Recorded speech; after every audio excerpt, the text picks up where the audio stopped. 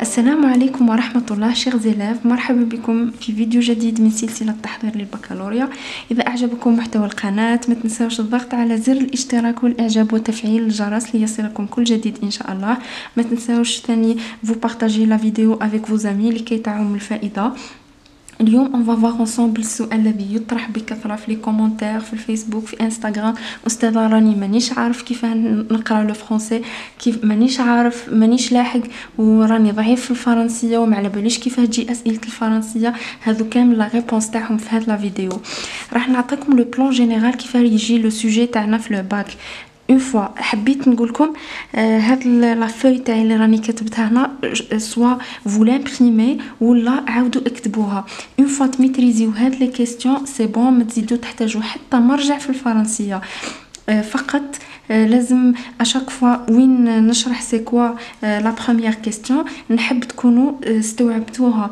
كي تكتبوها في لا فوي تاعكم ولا في لو كاي اللي راهو سبيسيالمون تاع لا ريفيزيون بور لو فرونسي. بغيت نعطيكم اون ميثود. اون فوا فو ميتريزي لا كيستيون نيميرو 1 نديرو نكوشيو هكا بلي سي بون راني نعرف نجاوب على هذا السؤال الاول، ثانيا راني نجاوب على الثاني اتسيتيرا حتى نكملوا الاجوبه تاعنا. كي نلحقوا لا ديرنيير كيستيون لا ديرنيير ريبونس هنا سي بون راني متاكد بلي راح نروح للبكالوريا تاعي مسلح وراح نجيب اون بون نوت ان شاء الله. كيفاه يجيو الاسئله في البكالوريا، كيفاه نقرا البكالوريا وكيفاه نقرا الفرنسيه راني مانيش عارف الاجابه. اول سؤال يجيكم في لو سوجي تاع الباك، وهنا عندي بزاف لي زيكزامبل مي تالمون كامل كيف راني خيرت لكم زوج راح نديرو اون كومباريزون ما بين ان سوجي سيانتيفيك وواحد تاع لونغ étrangère. Le premier, c'est la première question. عندنا questionnaire à choix multiples. واش معناتها نسميوه le QCM. معناتها يعطينا une question احنا يعطينا une question ويعطينا des propositions ولا des situations. وهنا il demande de choisir une seule réponse اللي هي la bonne réponse. هاد la question تتعاود toujours و la plupart du temps تجي la question في le texte historique تاع il s'agit d'un écrivain, d'un historien ou là d'un journaliste. هذه راح نديروها une vidéo à part. Mais toujours هكا تجينا la question تاعنا و beaucoup plus la réponse toujours نلقاوها في le premier paragraphe.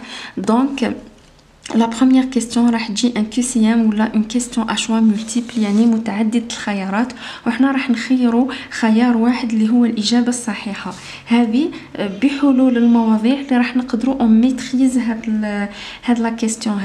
هذه اون فوا رانا حلينا لي سوجي ورانا on a maîtrisé نكوشيو بلي سي بون ما نرجعوش خلاص لهاد لو جونغ دو كيستيون غير لي ديرني جور تاع لا ريفيزيون تاعنا وين نرجعوا خفافي هكا حاجه خفيفه.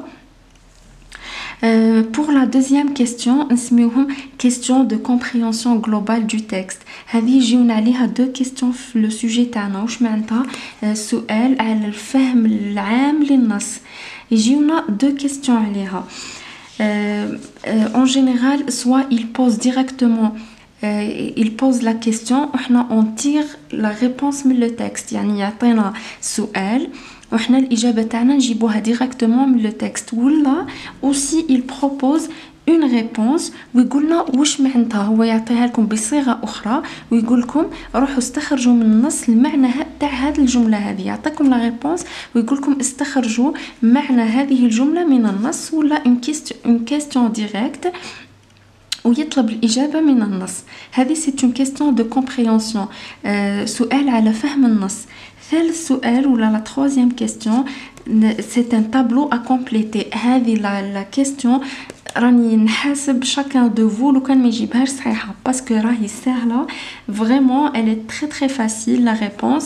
يعطيكم 6 propositions، يعطيكم 6 جمل ويعطيكم un tableau وين il propose la première en général حاجه ايجابيه وحاجه سلبيه نجبدوه من لو تكست، حاجه ميليوراتيف وحاجه بيجوراتيف.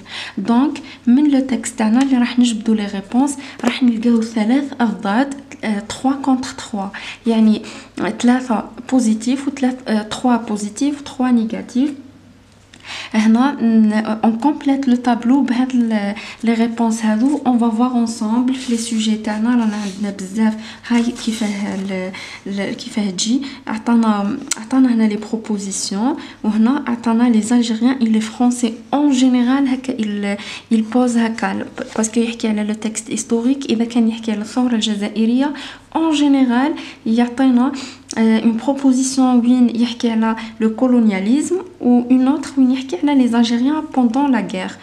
هنا راح نلقاو هنا تناقضات. دونك هنا نصنفوا في الجزء الاول اللي يتشابهوا اللي هما يتحدثوا عن الجزائر واللي الاضداد تاعهم راح يكونوا اوتوماتيكمون في لا دوزيام كولون. هنا بلا ميتريز بلي سوجي والاخر اللي نقدروا نتمكنوا من هذا النوع من السؤال. La quatrième question, toujours هنا كي نقول لكم احنا on maîtrise une réponse on coche. هكا ما نرجعوش خلاص لاغيير باسكو عندنا بزاف المواد راهم يسناو فينا. لو فرونسي لازم نخصصوا لها وقت دو بريفيرونس. بداو دركا سي لو طون باش تلحقوا لا فان وتكونوا سي بون فو ميتريزي هاد لو طابلو اللي راني حطيته هنايا وان شاء الله راكم تضمنوا اون بون نوت. La quatrième question, exercice de substitution. Le renvoi des mots. À qui, à quoi renvoient les mots suivants? Les filles on et y, les filles leur, là, les pronoms et tout. Le cours, on va le publier plus tard.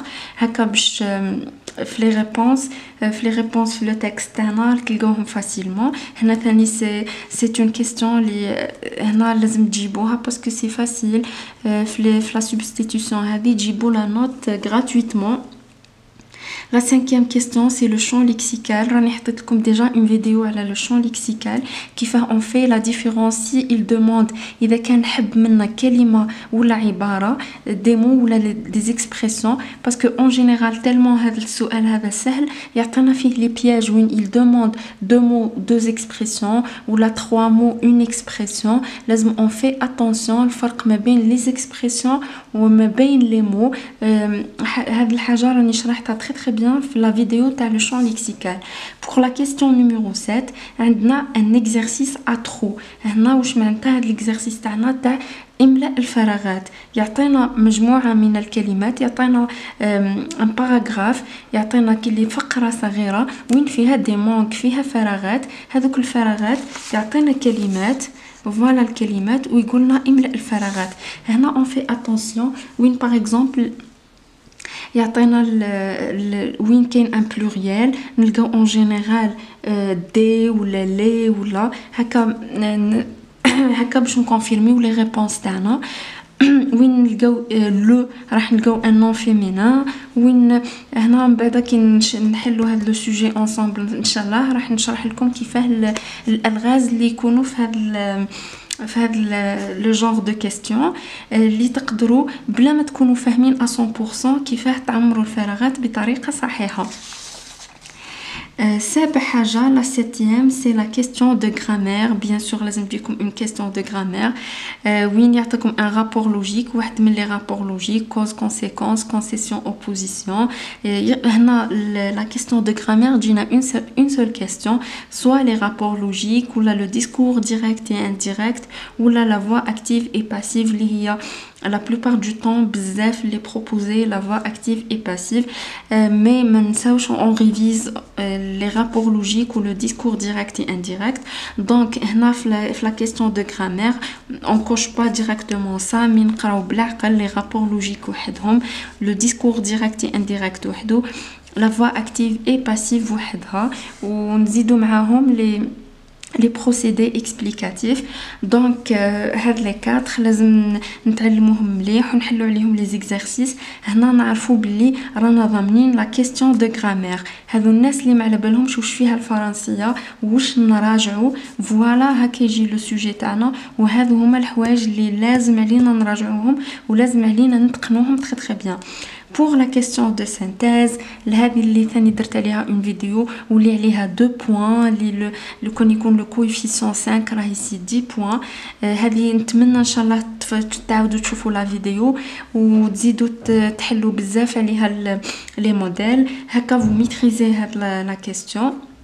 عندنا لا dernière question إذا كانت موجودة راح يبروبوزي علينا un titre pour le texte. ثاني le titre en général c'est la première phrase تاع le texte تاعنا. La première phrase هي le titre تاع le texte en général pour ceux اللي عندهم un problème في la compréhension تاع le texte. ننصحكم بلي الجملة الأولى هي en général هي en général عنوان النص. هذو هما لي كيستيون اللي يجيو في لو سوجي دو باك تاعنا. هنا on va concentrer على لي كيستيون دو غرامير نكملوهم نزيدو نديرو لا سبستيتيوشن ونكملو في حلول المواضيع تاعنا اللي هي جو تروف بلي اهم حاجه. قد ما حلينا المواضيع راني وجدت لكم بزاف مواضيع قد ما حلينا قد ما رانا ضامنين لا نوت. ان شاء الله تكونوا تستفادوا من لي فيديو واي حاجه. وما نساوش ثاني الفقرات راني خصصت لهم وقت من وقتي. ان شاء الله نكملوا برك هاد لي كور ونزيدوا لي سوجي ونكملوا الفقرات على فان. هنا نكون وصلنا لا فان دو لا فيديو. نتمنى تكونوا استفدتوا سورتو اللي راهم ضعاف بزاف وراهم راح يبداو من زيرو. نقول لكم بلي راهي ماهيش حاجه اكسترا اوردينير ماهيش حاجه صعيبه بزاف. راهي تحتاج فقط الاراده وثم الاراده ولازم اون ترافاي اون مانيير انتونس. لازم نتعبوا رانا بقالنا ميم با 2 موا ونرتاحوا ان شاء الله ونفرحوا كامل. نتمنى لكم التوفيق من كل قلبي. اون سو retrouve ان شاء الله في ان اوتر كور ولا اون اوتر فيديو. سلام.